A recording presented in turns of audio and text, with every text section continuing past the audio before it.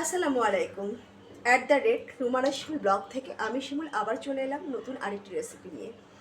আমার মধ্যবিত্তের ছোট্ট রান্নাঘরটিতে আপনাদের সবাইকে স্বাগতম। আজকে করে দেখাবো পটল দিয়ে মুরগি রান্না বা চিকেন রান্না। কম্বিনেশনটা অনেকের কাছে নতুন মনে হতে পারে। ট্রাস্ট মি, একবার করে খাবেন, রান্না করে খাবেন, দেখবেন বেশ লাগবে। আমার বাসায় কিন্তু প্রায় এটা রান্না হয় এবং সবাই খুব আনন্দ নিয়ে খায়। তো চলুন শুরু করি আজকের রেসিপি। প্রথমে আমি পটলগুলোকে ছিলে কেটে নেব। বিসমিল্লাহ। দেখতেই পাচ্ছেন আমি একটা পিলারের সাহায্যে ছিলছি। আপনাদের যদি পিলারের সমস্যা হয় বা ছুরি বটি দিয়ে ছিলে নিতে পারেন, কোনো ব্যাপার নেই। আপনি যাই দিয়ে ছিলবেন, মোট কথা হচ্ছে ছিলে পরিষ্কার করে কেটে নিতে হবে, দ্যাটস অল। এভাবে ছিলে পটলগুলোকে আমি মাঝখান থেকে একটা ফালি করব। এখন পটলের সাইজের সবজি কাটানো হচ্ছে সম্পূর্ণ আপনার নিজের উপর, যে আপনি কী করে সবজিটাকে কাটবেন। তো আমি এইভাবে কেটে নিচ্ছি একটু ছোট করে, দেখতেই পাচ্ছেন এই সাইজ করে আমি কেটে নিচ্ছি।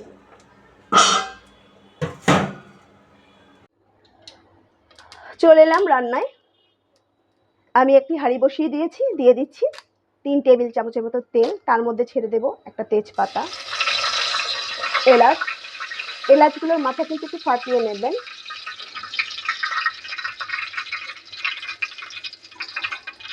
একটু মাথাটা ফাটিয়ে নেবেন। দিয়ে দিচ্ছি দারচিনি, সেই সঙ্গে দিয়ে দেব পেঁয়াজ। আমি এই রান্নাটা কাটা পেঁয়াজ বাটা পেঁয়াজ দুটোই দেব। দিয়ে দিলাম 1 মুঠ পেঁয়াজ, অথবা এটা মেজারমেন্ট কাপের 1/3 কাপ হবে পেঁয়াজ। রান্নার সময় আসলে এই মেজারমেন্ট কাপটা নিয়ে রান্না করা হয় না, নর্মাল একটা ব্যাপার।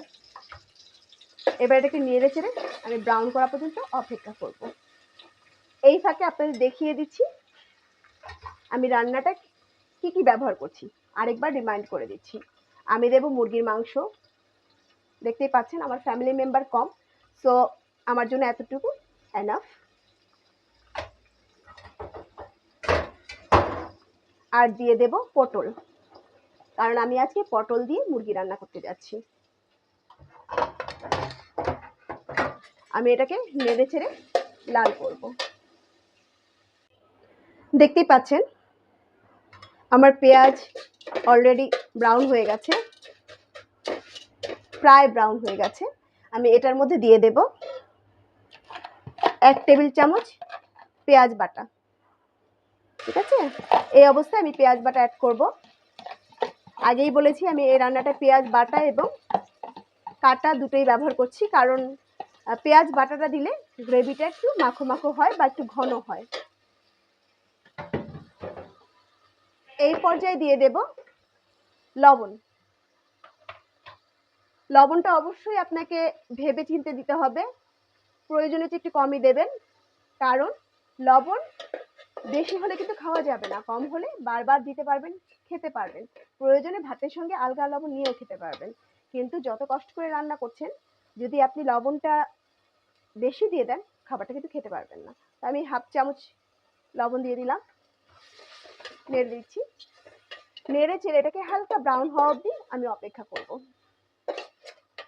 পেঁয়াজ বাটাটা কিন্তু যখন কাটা পেঁয়াজের সঙ্গে দেবেন, তখন আর অত ব্রাউন করতে হয় না, তখন অপেক্ষা করতে হয় যে কাঁচা পেঁয়াজের কাঁচা কাঁচা ভাবটা যাওয়া পর্যন্ত, সেদ্ধ হওয়া পর্যন্ত।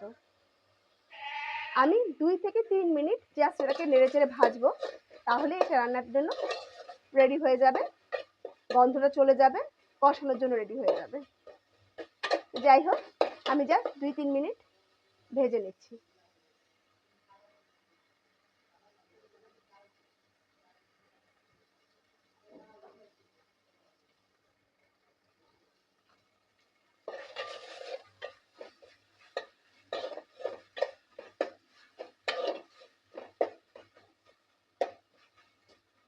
আমার বাবু ছোট, তো আমার দেখা যায় রান্নার ফাঁকে ফাঁকে 2 থেকে 3 বার ওকে কোলে নিতে হয়, ঘরে যেতে হয়, তো এই জন্য ছেড়ে ছেড়ে রান্নাটা করতে হয়। নতুন চ্যানেল, আশা করি ক্ষমা সুন্দর দৃষ্টিতে নেবেন এবং আমাকে সাপোর্ট করবেন। ব্যাস, আমি এর চেয়ে বেশি আর ভাজার দরকার নাই। এবার আমি দিয়ে দেব পানি, হাফ কাপের মতো পানি দিয়ে দিলাম। এবার এটা দিয়ে দেব মশলা। এবার আমি এটাতে অ্যাড করব মশলা। দিয়ে দিচ্ছি প্রয়োজন মতো মরিচ, বা আপনি যতটুকু ঝাল খেতে চান সেই অনুপাতে মরিচ। আমি এখানে 2 চামচ দিচ্ছি, ছোট চামচ। এটা কিন্তু ওই যে হয় না, কি বলে, মশলাদানির সঙ্গে যে চামচগুলো পাওয়া যায় সেটের, সেই চামচের, ছোট চামচের 2 চামচ।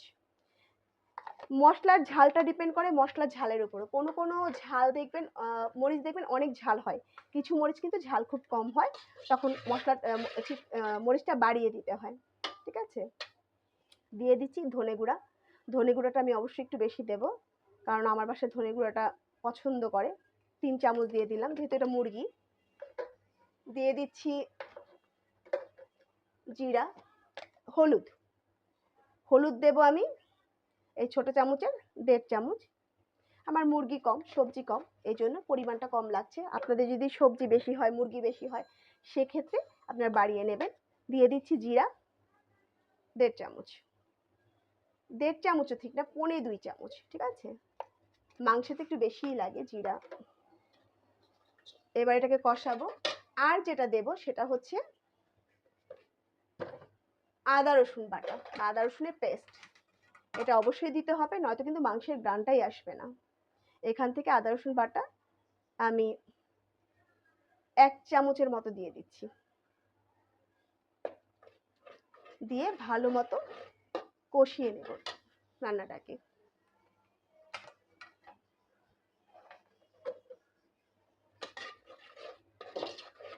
আমি ফার্মের মুরগি রান্না করছি, আপনারা চাইলে এই জায়গায় দেশি মুরগি নিতে পারেন, কক মুরগি নিতে পারেন, সোনালী মুরগি নিতে পারেন, যে কোনো মুরগি আপনি এভাবে রান্না করতে পারেন। এখন টাইমিংটা হচ্ছে মুরগি কতক্ষণ গলবে সেটা নির্ভর করে হচ্ছে আপনার মুরগির কোয়ালিটির উপর বা মুরগির জাতের উপর। যাই হোক, আমি জালটা একটু বাড়িয়ে নিচ্ছি, তাড়াতাড়ি কষিয়ে নেব। আসলে এত সময় ধরে রান্না করার মতো সময় আমার থাকে না, যেহেতু আমার বাবু ছোট। আমার ম্যাক্সিমাম সময় ওর পিছনে চলে যায় এবং ওকে সময় দিতে হয়। আমি বাসায় একা, আমার মেয়ে ভয় পায় একা থাকতে, যে কারণে আমি খুব দ্রুত রান্না সারি, চেষ্টা করি রান্নাগুলোকে খুব দ্রুত করতে। যাই হোক, আর এজন্য আমি প্রেসার কুকারটাই বেশি প্রেফার করি এবং পছন্দ করি। প্রেসার কুকারে আমি রান্না করি, ম্যাক্সিমাম রান্নাই আমি প্রেসার কুকারে করি। তাতে করে সময় এবং গ্যাস দুটাই বাঁচে এবং খাবারও খুব ভালো টেস্ট হয়।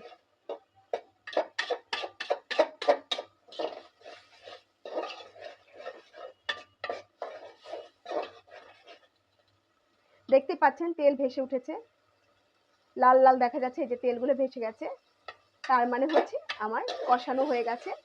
এবার আমি সবজি এবং মাংস ছাড়তে পারি। যাই হোক, তারপর আমি ভালো মতো নেড়ে নেড়ে নেড়ে নেড়ে মিশিয়ে নিচ্ছি, তেলগুলো আরো ভাসিয়ে নিচ্ছি উপরে। তেল উঠে গেছে, সো বিসমিল্লাহ। আর মাংসগুলো দিয়ে দিলাম, দিয়ে দিলাম মাংস। ফার্মের মুরগি এটা, আবারও বলছি, আপনারা চাইলে দেশি কক দিতে পারেন, কোনো ব্যাপার নয়। দিয়ে দিচ্ছি সবজি। এবার ভালো করে নাড়বো, নেড়ে সবজিগুলোতে মশলা মাখাবো। মশলা মাখালাম, এবার আমি এগুলোকে পানি দেব। 1/2 লিটার পানির জার এটা বা জগ, এটার থেকে আমি 1.25 মগ পানি দিয়ে দিলাম।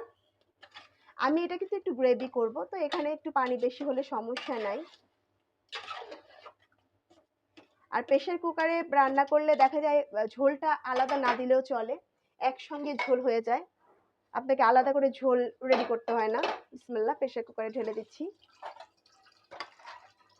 এই কাজটা খুব সাবধানে করবেন, এখানে গায়ে ছিটে আসার একটা চান্সেস থেকে যায়, এই জন্য খুব সাবধানে করবেন, কারণ এখানে হাঁড়িটা কিন্তু বেশ গরম।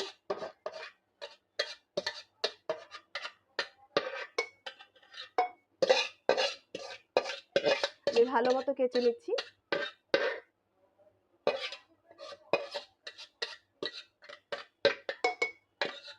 হয়ে গেল দেয়া।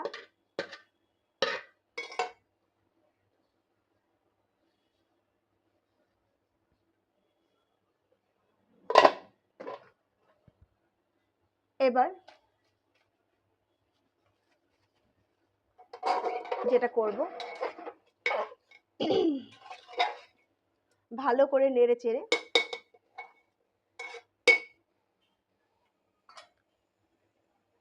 প্রেসার কুকারের ঢাকনাটা লাগিয়ে দেব। বিসমিল্লাহ, লাগিয়ে দিলাম।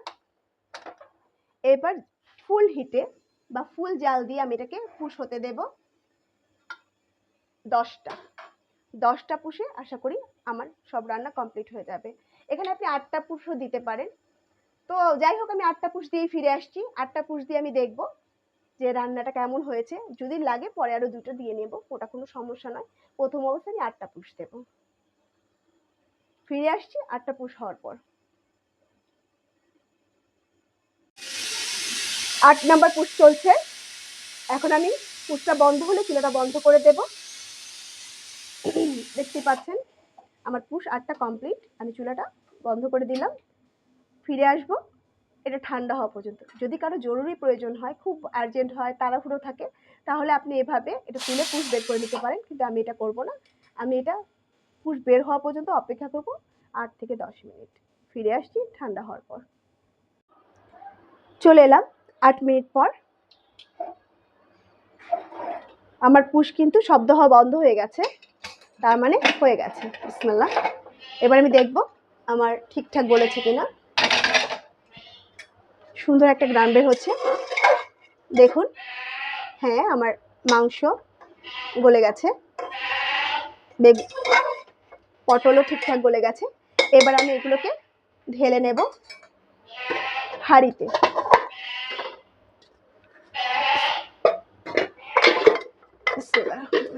এই কাজটা সাবধানে করবেন। এখনো কিন্তু তরকারি বেশ গরম, ধোয়া উঠছে।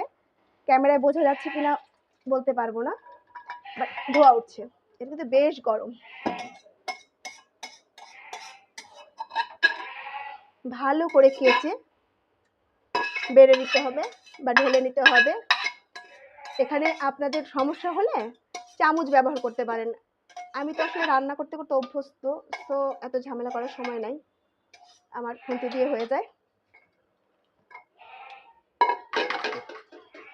বিসমিল্লাহ, চুলাটা ধরিয়ে দিচ্ছি। ধরিয়ে দিলাম। এবার আমি হাই হিটে জাস্ট একটা বলক তুলবো। তার আগে দেখে নিচ্ছি লবণটার কি অবস্থা।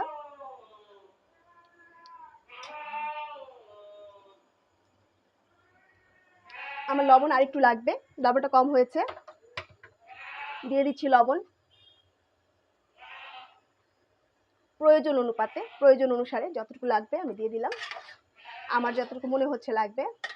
এবার আমি আবার লবণ দেখবো। তার আগে দেখুন আমার রান্না অলমোস্ট কমপ্লিট। তারপর আমি এটাতে আরেকটু ঝোল দেব। আমার মনে হচ্ছে ঝোলটা শুকিয়ে গেছে, আমি আরেকটু ঝোল চাচ্ছি। বিসমিল্লাহ, দিয়ে দিলাম আরেকটু ঝোল। এবার এটাকে আমি, ঝোলটা যেন মিশে যায়, যেহেতু আলগা পানি দিয়েছি, এই পানিটা কিন্তু ঝোল তরকারির সঙ্গে মিশে যেতে হবে। দেখে নিচ্ছি লবণ। হ্যাঁ, লবণ এবার ঠিকঠাক আছে, আর লাগবে না। যাই হোক,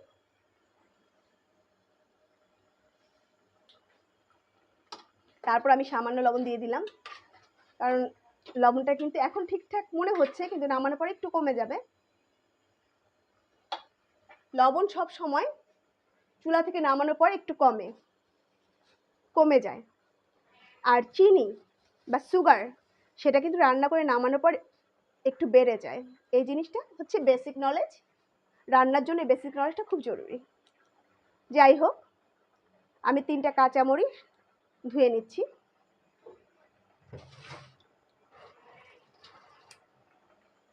ছেড়ে দিচ্ছি 3টা কাঁচামরিচ।